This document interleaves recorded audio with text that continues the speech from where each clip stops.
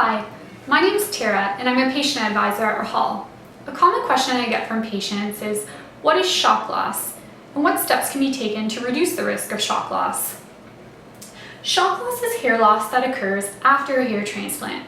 Shock loss occurs when existing hairs are disrupted or shocked during the implantation process.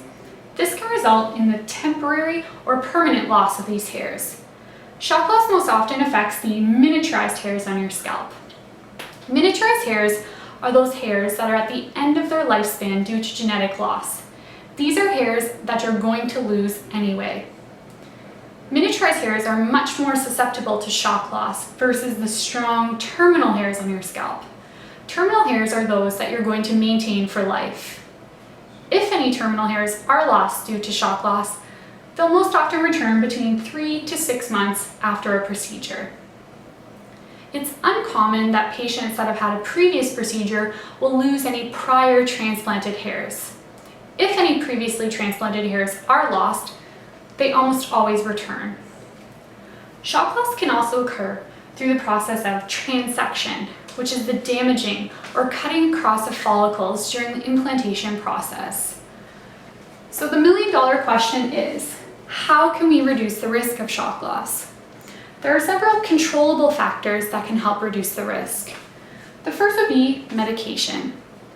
One medication that's been shown to be very effective at combating genetic hair loss is finasteride, which is commonly known by Propecia or Proscar.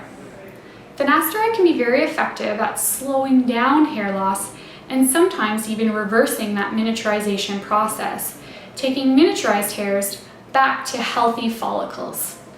Talk to your doctor if you're considering taking finasteride. The second controllable factor is to increase the density in the recipient area. If your recipient area, or the area that's being transplanted into, contains a lot of those miniaturized hairs that are going to be lost anyhow, the doctor can be sure to increase the density in this area to an appropriate level, meaning that more follicles will be implanted to offset any of those miniaturized hairs that are going to be lost anyway. The third factor is magnification.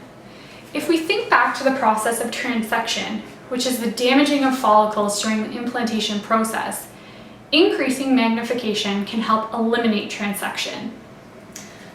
This here is a tool used by physicians at Rahal to help increase magnification 15 times and eliminate transection.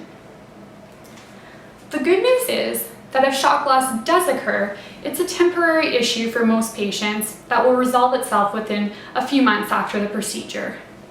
It's important to choose a skilled doctor who uses proper instruments and proven techniques to help reduce the risk of shock loss and eliminate transection. Now, I understand shock loss is a bit of a technical issue, so if you have any other questions, always feel free to contact us at Rahal. We're here to help. Thanks for watching.